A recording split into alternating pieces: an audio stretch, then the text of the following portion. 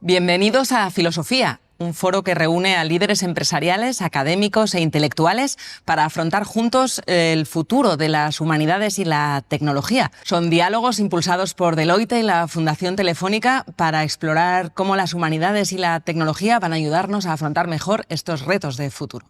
Y hoy estamos con Gustavo Díez. Bienvenido, Gustavo. Muchas gracias, Marta. Eres el primer físico teórico que tenemos en filosofía. Además, eres experto en neurociencia, en salud mental. Vamos a hablar precisamente de cómo para el futuro del cerebro y de la mente humana es muy importante entender cómo la inteligencia artificial nos está cambiando la vida. Fíjate, yo creo que cualquier biólogo no separaría los termiteros de 8 metros de las termitas australianas. Es decir, la tecnología y el ser humano coevolucionan. Pero no solamente porque el ser humano haya podido utilizar la tecnología para poderse adaptar mejor, sino porque además su propia cognición se ve aumentada por el uso de la tecnología.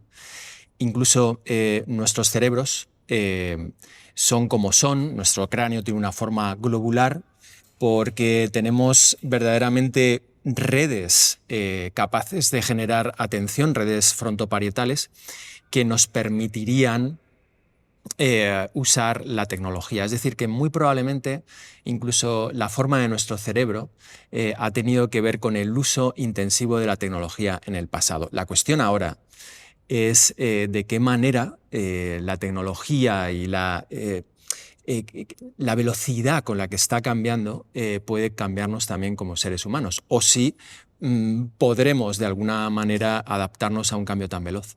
Gustavo, eres director del Instituto Nirakara y creo que empezar por explicar de dónde viene la palabra Nirakara puede ayudarnos a entender mejor hasta qué punto la mente humana es muy compleja. Totalmente. Nirakara es una palabra sánscrita, es decir, es una lengua muerta, pero muy especial. La lengua sánscrita se ha utilizado para explicar, por ejemplo, diferentes estados mentales. Y tiene muchos términos acuñados para esto, mucho más que, por ejemplo, el castellano o el inglés. Y en sánscrito Nirakara significa sin forma. ¿Y por qué elegimos este nombre?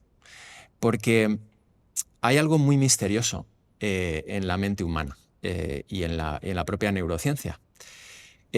Cada célula de tu cerebro, o sea, cada neurona o cada glía, tiene, por así decir, una capacidad de procesar información determinada, pero es bastante simple. Pero, sin embargo, en la conjunción de muchas de ellas se produce esto tan complejo que llamamos la mente humana. Por eso lo llamamos sin forma, porque no está en ningún lugar. ¿Dónde está la mente? No hay una neurona donde esté la mente, sino viene de la sincronización de la actividad de muchas neuronas. Claro, y fíjate que a veces intentamos resumir el número de estados de ánimo que hay en 6 o 7 tipos de emojis. Y sin embargo, ¿cómo vamos a retratar esa complejidad si ni siquiera nos entendemos bien a nosotros mismos y ya estamos imaginando que las máquinas van a llegar a igualar al cerebro humano? ¿No estamos corriendo demasiado en este mundo de la prisa? Por un lado está el problema del lenguaje, es decir, que creemos a veces que la palabra es la cosa. Nos pasa con las emociones. La tristeza.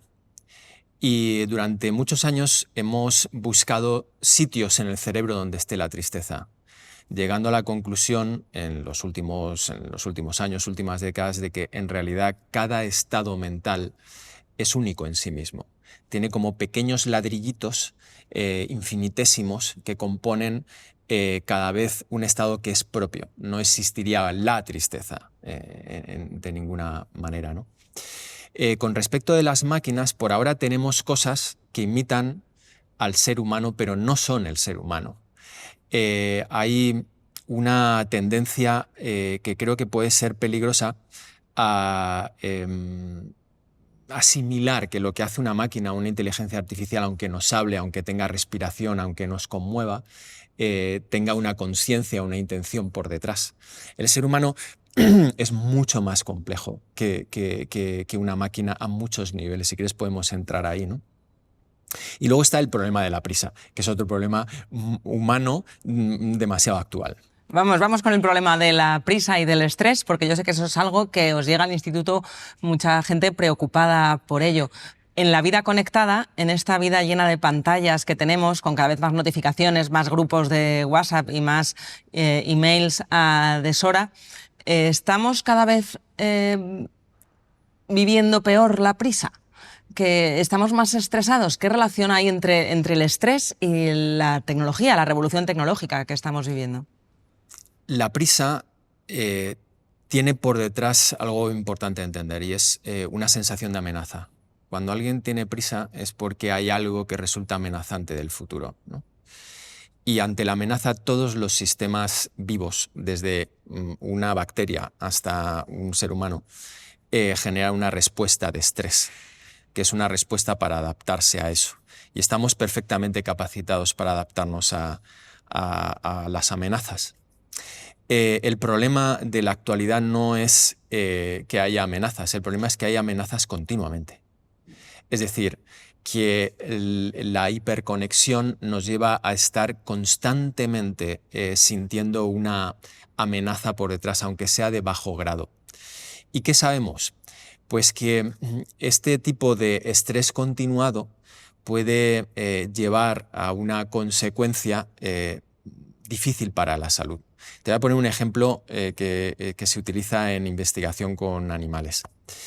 En ratas o en ratones hay diferentes tipos de paradigma. Hay uno que se llama el paradigma de derrota social, en el que en una jaula se introduce un macho alfa con un macho beta. Entonces el macho alfa genera agresiones sobre el macho beta. Y el macho beta se defiende más o menos, pero si se lleva esto a un tiempo largo, empieza a acumular estrés. Estrés que finalmente genera ansiedad o depresión. ¿Y cómo sabemos que una rata, por ejemplo, tiene depresión? Hay muchos modelos para saber esto. Hay algunos que están más basados en biomarcadores. Extraemos, por ejemplo, líquido cefalorraquídeo y vemos qué neurotransmisores tiene, o sangre y vemos qué proteínas hay ahí. Pero hay otro conductual que es muy ilustrativo. Coges este macho beta y lo arrojas en una pileta y si no tiene la conducta de salvarse, entonces es que tiene depresión. Y con esto quiero decir que es imprescindible la recuperación. O sea, momentos de desconexión, momentos que cada uno puede generar para dejar de sentir esa prisa, al menos una vez a la semana, o sería mejor una vez al día, porque aquí la biología va a hacer lo necesario como para que todo tu sistema se recupere de muchísimas cosas y que puedas, digamos, afrontar los retos de otra forma. Si no, empezaría a aparecer la fatiga, que es algo verdaderamente común en la sociedad. Más o menos los últimos metaanálisis nos están diciendo que un 28% de la población tiene fatiga. Es decir, tiene un agotamiento por estrés. Pero fíjate, se supone que un mundo cada vez más conectado y con la inteligencia artificial desarrollando cada vez más herramientas para hacernos la vida más fácil, lo que estamos, en vez de dejar que las máquinas nos hagan la vida más fácil, nos estamos estresando más. En un momento de la vida cada vez más conectada, lo que necesitamos es desconectarnos. Efectivamente, porque la biología, o sea, nuestra adaptación al entorno, va más lenta que el propio entorno, que la capacidad de cambio que tiene el entorno. Entonces, nuestros cuerpos han sido diseñados para asumir estresores agudos en una forma de vida natural, pero no estrés continuado, no estrés constante. Y además la propia tecnología, no solamente la inteligencia artificial o los móviles que los tenemos desde hace no demasiado tiempo, 15 años quizás, sino otro tipo de tecnología que ya es demasiado común y no nos damos cuenta, como los despertadores, van generando, despertadores que utilizamos todas las mañanas, tú lo sabes bien, van generando un estrés sostenido y deterioran también nuestros ritmos circadianos. Y eso tiene, digamos, una repercusión en nuestros sistemas. Por eso es importante de vez en cuando imitar de alguna forma lo que nuestro cuerpo necesitaría, o sea, aproximarnos un poquito a esa vida natural que teníamos antes, ¿no? Por eso es tan bueno el ejercicio físico, salir a la naturaleza, desconectarse de tanta conectividad y conectarse con los otros. ¿Y qué relaciones podemos encontrar entre la inteligencia artificial y la salud mental? Es mucha y muy compleja, porque hay muy buenas noticias. Hay un estudio de hace 3 meses en el que publicaron la revista New England, que no es una mala revista, o sea, tiene un impacto impresionante, en el que se vio cómo la terapia asistida por humanos, esta era una terapia cognitivo-conductual, es una de las terapias más estándar que hay para la reducción de la ansiedad y de los síntomas depresivos, fue igual de efectiva que la terapia asistida solamente por algoritmos, con Terabot. Fue el algoritmo que utilizaron. No es ChatGPT, es un algoritmo entrenado específicamente para la terapia cognitivo-conductual. El tamaño del efecto era el mismo. ¿Eso qué quiere decir? Que la efectividad en tamaño era igual en una y otra rama. Y ambas eran más grandes que lo que en la literatura se ha ilustrado con tratamiento con fármacos. Es decir, estaríamos empezando a ver un tipo de terapia muy escalable, porque podríamos llegar a gente que hoy en día a lo mejor no tiene los recursos como para tener un psicólogo, con una efectividad muy parecida e incluso más que fármacos. Lo que pasa es que esto puede dar lugar a malentendidos arriesgados, porque estamos viendo, ya hay información suficiente para saber que cada vez más personas, sobre todo gente joven, utiliza ChatGPT o programas de inteligencia artificial no preparados específicamente para ello como una ayuda en la salud mental, preguntándole y contándole cosas que se le contaría a un terapeuta porque no tienen acceso a ese terapeuta, con resultados a veces muy perjudiciales. Efectivamente, o sea, ahí se abre todo un panorama de debate ético brutal y también de efectos que pueden ser perjudiciales, ¿no? Mira, la semana pasada yo hablaba con un amigo, él es profesor de Harvard, pero ahora está aquí en Madrid, y es especialista en plásticos, en cómo los plásticos afectan a nuestra salud, entre otras cosas, ¿no? Y me traía un tarro más o menos de este tamaño, lleno de plásticos diferentes. Y me decía, esto estaba en un pollo de albatros en una isla del Pacífico de cuyo nombre no me acuerdo. En un pollo de albatros, una cantidad así de grande de plásticos. Y fue un documental que rodó en el que él fue productor. Y le pregunté por qué. Y me dijo, la madre confunde el plástico con el alimento. Y yo creo que esta es la metáfora que debemos de interiorizar. La inteligencia artificial, aunque sea eficiente para resolver problemas determinados, no es sustitutivo de una persona. Entonces, yo creo que por donde deberíamos siempre de discurrir es en un sistema híbrido en el que sí, se puede aumentar la capacidad de los terapeutas que tenemos actualmente con inteligencia artificial, pero tiene que estar siempre supervisado por humanos y no deberíamos de perder esa supervisión, porque si no nos puede pasar lo que le pasó al pollo. Pues mira, leía hace poco, la que mencionabas, Harvard, era un estudio, creo que estaba en la Harvard Business Review, precisamente sobre uno de los riesgos que estamos descubriendo, porque al ser una tecnología tan reciente, sobre todo en su interacción con los humanos, no paramos de descubrir esos riesgos y esas oportunidades de la inteligencia artificial en la vida diaria. Y uno de ellos era un efecto en la mente de las personas que no habíamos visto venir, y es que los chatbots sean demasiado aduladores, el flattering, el que nos hagan sentir todo el rato que tenemos la razón, que somos los más listos, que somos los más guapos y que estamos tomando las mejores decisiones. Si están entrenados para darnos la razón, el problema es que también nos la dan cuando no la tenemos. Y esto, la metáfora que a mí se me ocurría no es tan tan bonita como la del albatros, pero es la de la bunkerización que sufren los políticos, los presidentes, cuando no paran de darles la razón. Cómo se deteriora el poder político cuando un líder solo se rodea de gente que le dice sí, señor, sí, presidente, tiene usted razón, y no le dice cómo es el mundo exterior de verdad. Y eso creo que puede empezar a pasar si efectivamente, como está pasando, chavales le preguntan a ChatGPT si tienen razón, a veces en momentos de depresión, por ejemplo, de sentirse así, y lo que reciben del bot es que efectivamente, porque el riesgo es increíble. Yo puedo estar deprimido y decir, mira, he pensado en quitarme la vida porque es la única solución. Y el chatbot te puede decir, estoy de acuerdo contigo, es lo mejor que puedes hacer. Mira, entre los estoicos se habló bastante de la amistad. Sabes que antes hay diferentes formas del amor y en la Grecia antigua la amistad, la filia, era quizás la más elevada, ¿no? Ahora es quizás la romántica, ¿no? El eros. Y cuando hablaban de amigo y ponían el contrario, el contrario de amigo no era el enemigo, el contrario del amigo era el adulador. Y ponían exactamente el ejemplo que tú has puesto con los políticos, ¿no? Entonces sí, efectivamente, puede ser un false friend, o sea, un falso amigo que te pueda llevar a un territorio oscuro. Por eso es necesario utilizar bien la inteligencia artificial. A mí me parece que a veces somos como gorilas con metralletas.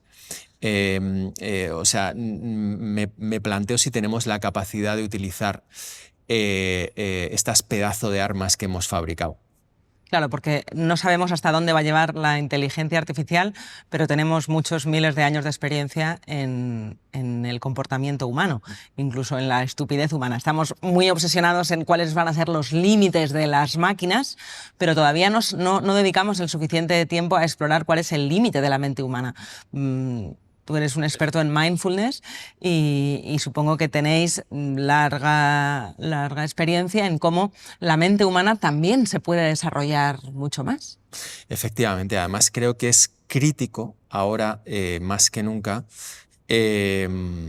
explorar los límites de la mente humana, en el sentido de que la investigación hasta ahora más bien se ha centrado en explorar la mente humana, pero más relacionada con la salud mental. O sea, hay síntomas y cómo podemos desarrollar programas para que pueda haber una reducción de síntomas. Pero creo que esto es un eje horizontal.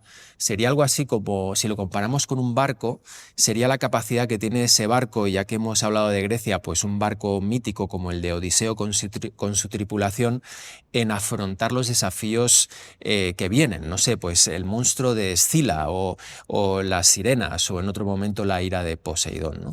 Esto es importante, pero hay un eje vertical muy, muy importante en la salud mental y que tiene que ver en esta metáfora con el rumbo al que se dirige el barco.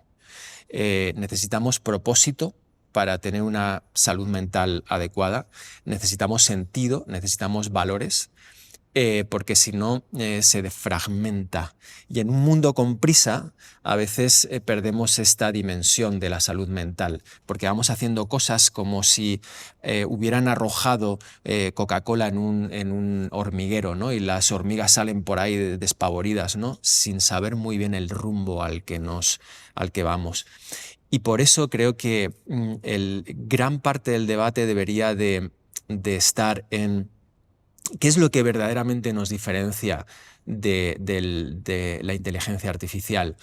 En un mundo futuro donde todavía haya unos algoritmos mejores que nos puedan servir para múltiples cosas, ¿qué es lo diferencial en el ser humano? ¿O seremos realmente irrelevantes en un mundo futuro si tendemos, creo yo, a no expandirnos como seres humanos? Seremos irrelevantes y probablemente eso nos lleve a sitios muy feos. ¿Crees que podríamos llegar a la irrelevancia humana? Quiero decir, si somos los humanos los que tenemos el propósito y las máquinas no desean cosas ni las sienten. Cuanto más sofisticadas sean, más parecerá que sí, pero en realidad sabemos que no, que esos algoritmos no van a sentir ni frío, ni calor, ni amor, ni odio. Pueden esparcirlo, pero no lo sienten. nos inventaremos otro propósito, ¿no? Los humanos. Yo creo que el algoritmo, o sea, las máquinas en general, la tecnología, son agentes de expansión de nuestras propias pulsiones. O sea, aceleran nuestras pulsiones.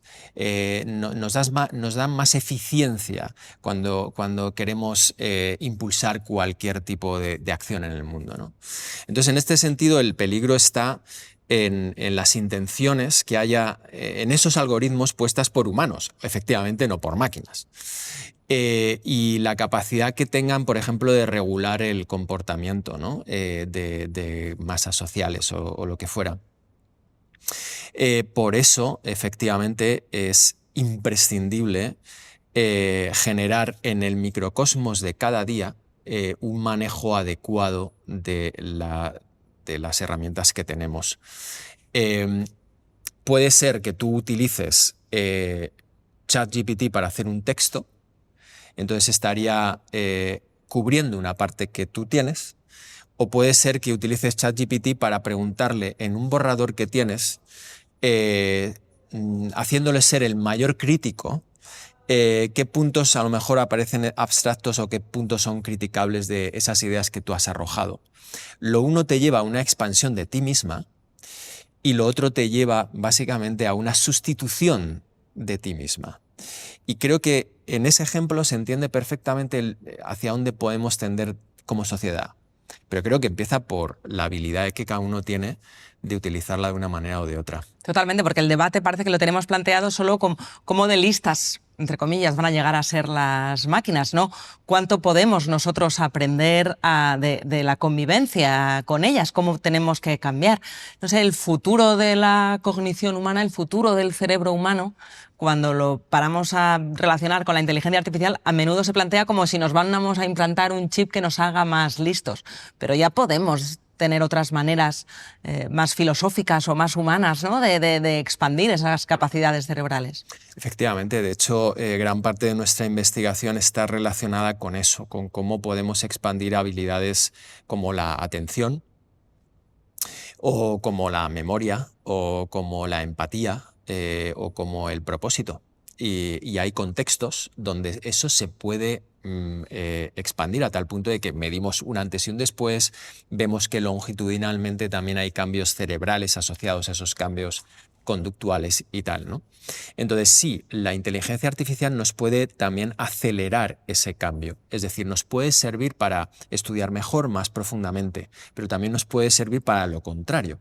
Pero es igual que lo que hace la tecnología hace 10 años o 15 años. Internet lo puedes utilizar para perder el tiempo maravillosamente o también para consultar obras de todos los tiempos y poderte cultivar.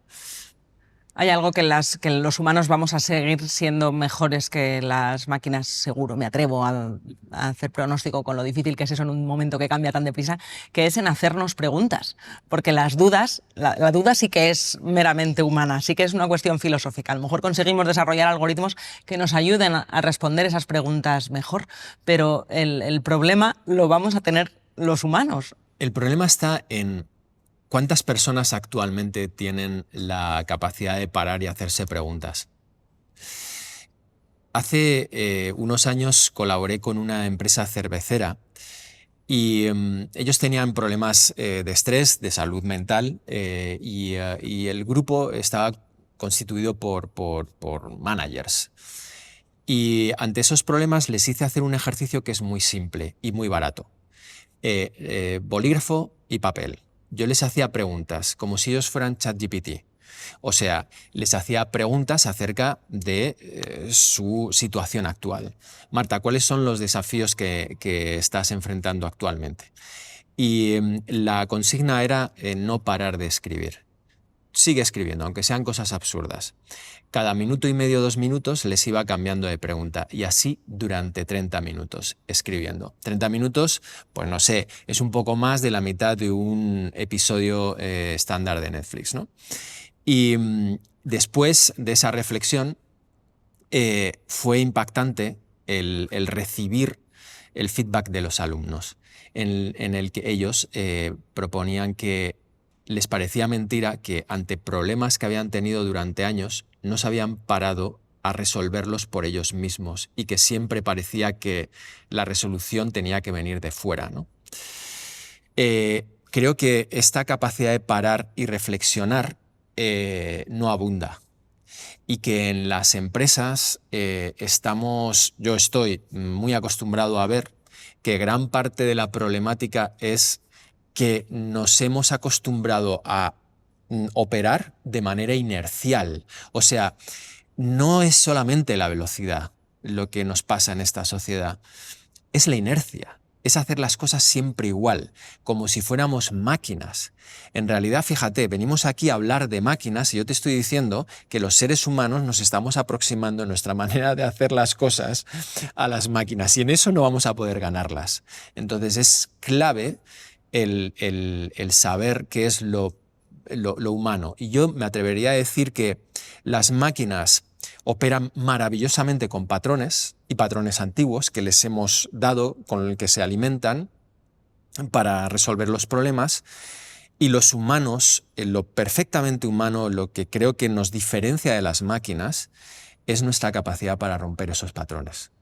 Lo imprevisible al final, ¿no? Las rutinas es lo que siempre fueron las máquinas capaces de automatizar. En el siglo XX lo entendemos mejor con las fábricas, aquellas en las que Chaplin inmortalizó tiempos modernos. Lo que nos cuesta más es hacernos a la idea que ahora esas máquinas lo que están automatizando son tareas que solíamos considerar intelectuales, porque las oficinas efectivamente están llenas de rutinas, así que cuanto más hagamos cada día lo mismo que el día anterior, más fácilmente automatizables son esas tareas. En lo que los periodistas siempre nos gusta resumir en cuántos empleos desaparecerán, y a lo mejor hay que pensarlo más en tareas, no tanto en qué procesos podemos cambiar. Así que las empresas, ¿qué reflexión crees? ¿Tú conoces las empresas por dentro, las que ayudáis, asesoráis y a los empleados, lo que preocupa en este momento de cambio tecnológico y de inteligencia artificial llegando a automatizar procesos?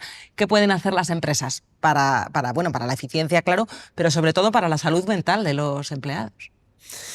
Yo creo que deberíamos de plantear la salud mental no como ausencia de síntoma. Insisto, creo que eso es una parte y efectivamente acumulamos estrés, fatiga, hay que resolverlo, sino como el desarrollo de ese eje horizontal. O sea, creo que es necesario entrenar la capacidad de reflexión, pensamiento crítico, creatividad, la capacidad de comunicación, o sea, habilidades que son perfectamente humanas y que probablemente no sean sustituibles por las máquinas, porque otras van a ser sustituibles por las máquinas. Pero esto de la escritura que dices que es tan importante para organizar pensamientos y para encontrar soluciones a los problemas, la escritura es una de esas cosas que más se les está pidiendo a los chats de inteligencia artificial, el que nos escriban los informes. Claro. Porque, a ver, cuando uno revisa qué tipo de informes hay por detrás, hay muchos que son a lo mejor un tipo de burocracia que no es demasiado hábil, ¿no? Te ha quedado muy elegante. Quieres decir que eran perfectamente prescindibles. Efectivamente.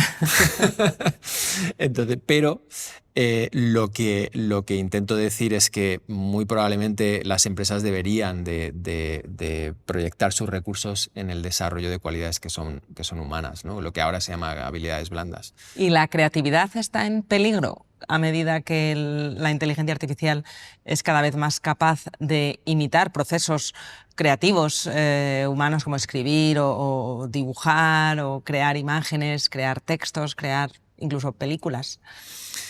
Yo creo que está en peligro, pero eso no quiere decir que no haya oportunidades nuevas. Hay un personaje, un investigador en la Universidad de Stanford, Utley creo que se apellida, que llegó a la conclusión con un trabajo que publicó de que el uso de ChatGPT específicamente mermaba la creatividad en tareas específicas. Pero luego hizo un estudio más granular. Entonces vio que dentro del grupo que había investigado había gente que con ChatGPT había aumentado su creatividad. Y se preguntó, ¿qué han hecho? Entonces, básicamente, lo que encontró fue que aquellas personas que habían aumentado la creatividad con ChatGPT utilizaban ChatGPT como si fuera un compañero Él lo narraba así, un compañero de trabajo más que una herramienta sustitutiva. Entonces tú a ChatGPT, por ejemplo, le puedes preguntar, hazme preguntas, le puedes decir a ChatGPT, hazme preguntas hasta saber lo suficientemente de mí como para poder darme consejos para aumentar mi productividad. ¿Vale? Entonces, ChatGPT puede ser un coach en ese sentido, ya es un compañero de trabajo. Puede ser un mentor. Tú quieres estudiar algo y le puedes decir, ¿qué textos básicos tengo que entender para poder saber sobre X cosas, ¿no? Es un uso muy diferente que te puede ayudar a pensar, a romper patrones y a ser más creativo, que es simplemente un sustitutivo, ¿no? Un poco lo que hablábamos antes. ¿Y cómo puede afectarnos al cerebro si cada vez escribimos menos y delegamos más en los chats GPT? Ya sabemos cómo nos ha afectado a la memoria o a la atención tener pantallas todo el rato. El siguiente paso va a ser escribir cada vez menos.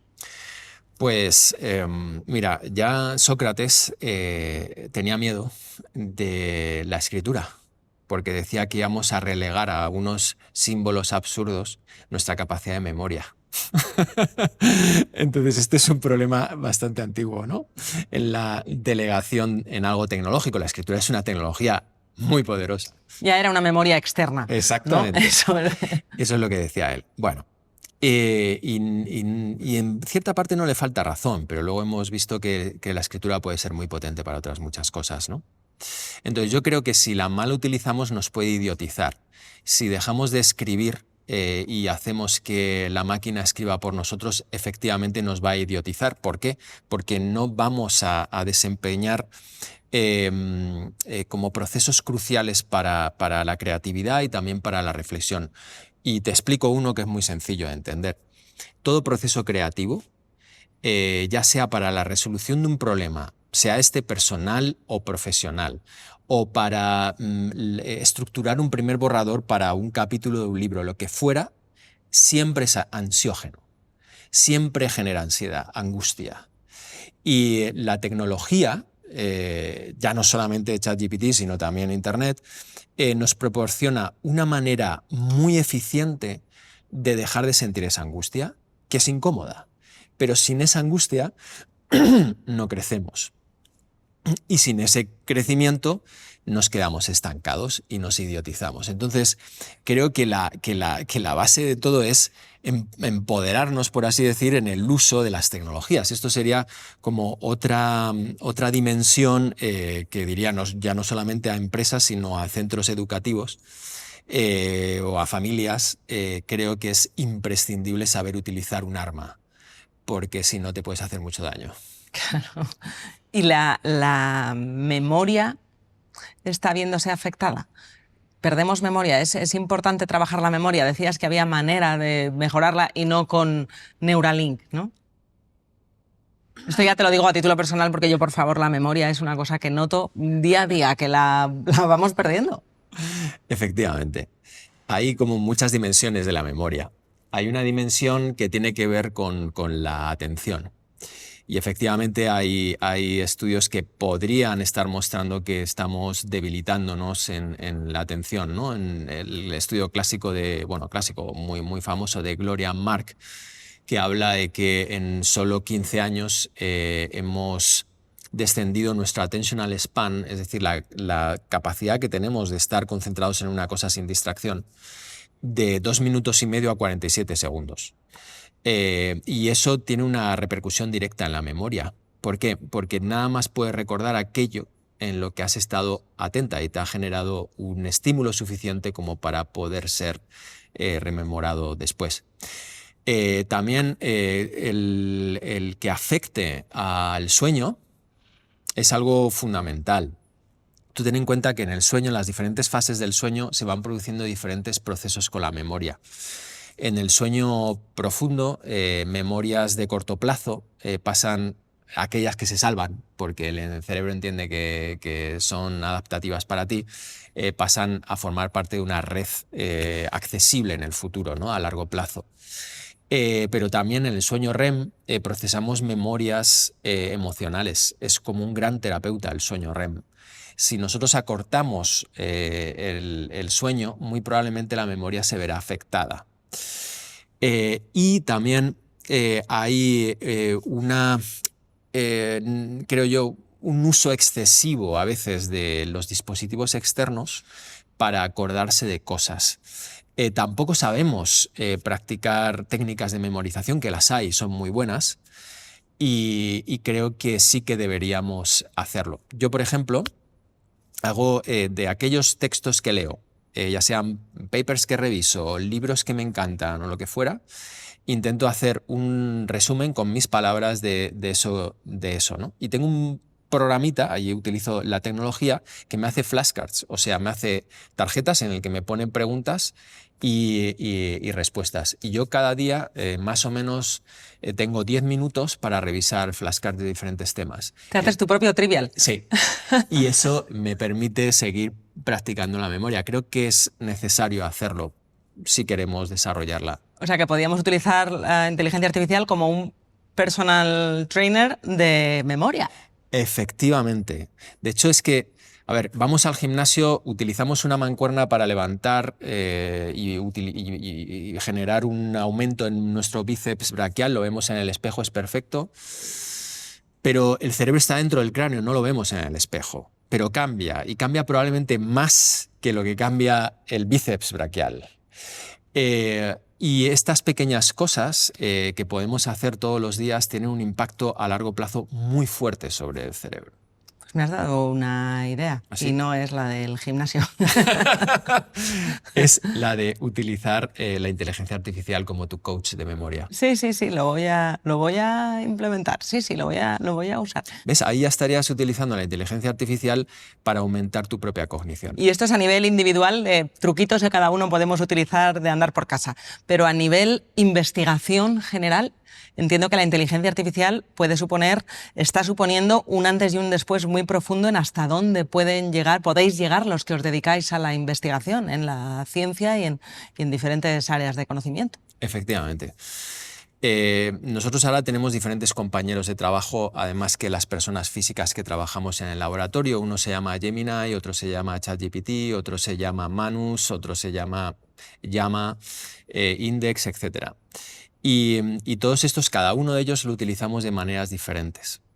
Por ejemplo, nosotros podemos recabar información sobre una colección de papers que tenemos y preguntarle exactamente qué han descubierto de la ínsula o del corte cingulado anterior en esta tarea. Y nos rescata la información en corto plazo. Por ahora, la inteligencia artificial nos está asistiendo en nuestra labor de investigación. Pero últimamente estamos preguntando también a la inteligencia artificial interpretaciones de datos que tenemos. Y las respuestas nos están sorprendiendo.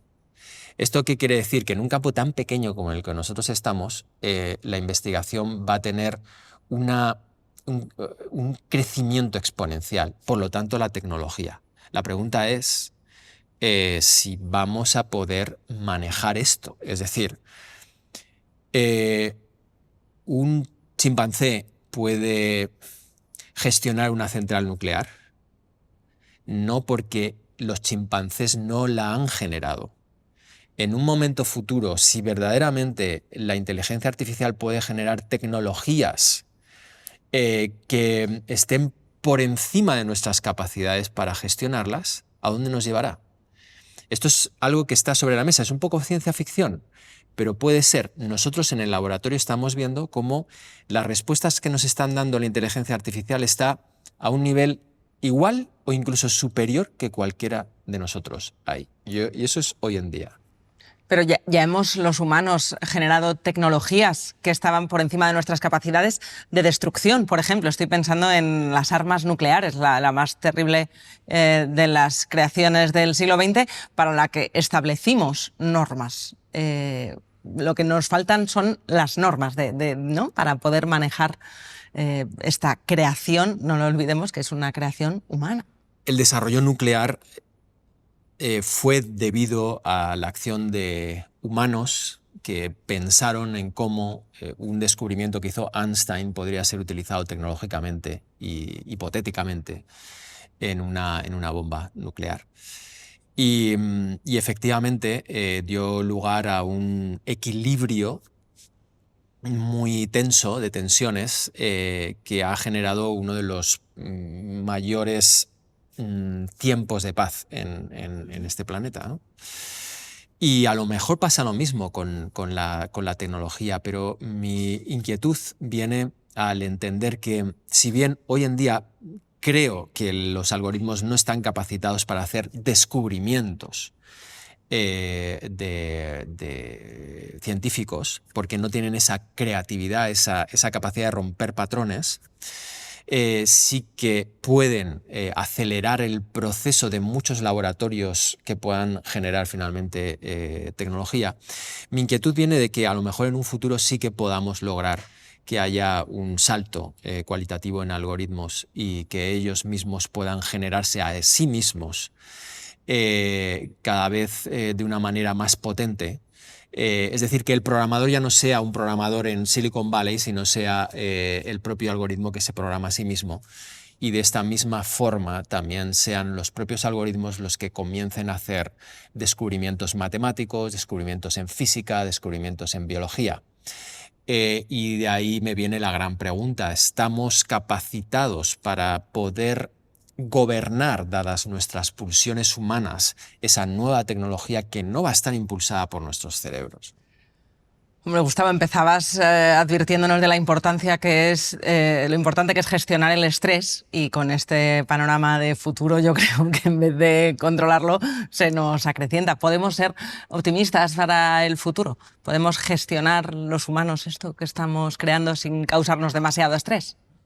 Yo creo que sí, que hay posibilidades de que el ser humano, si se desarrolla adecuadamente, pueda gestionar y florecer con la tecnología. Pero no hay que olvidar los desafíos. O sea, creo que una mirada realista que pondere exactamente igual las posibilidades que tenemos con la tecnología como los desafíos es lo mejor que podemos hacer hoy en día. Bueno, pues qué mejor que ese mensaje optimista para terminar. Gustavo, un placer tenerte aquí, y encima me has puesto deberes, me voy a poner a entrenar la memoria y a dormir mejor, que Oye, también pues es importante. me encantará saber cómo te va, porque también lo voy a utilizar yo para otras cosas. ¿Cómo soy los investigadores, eh?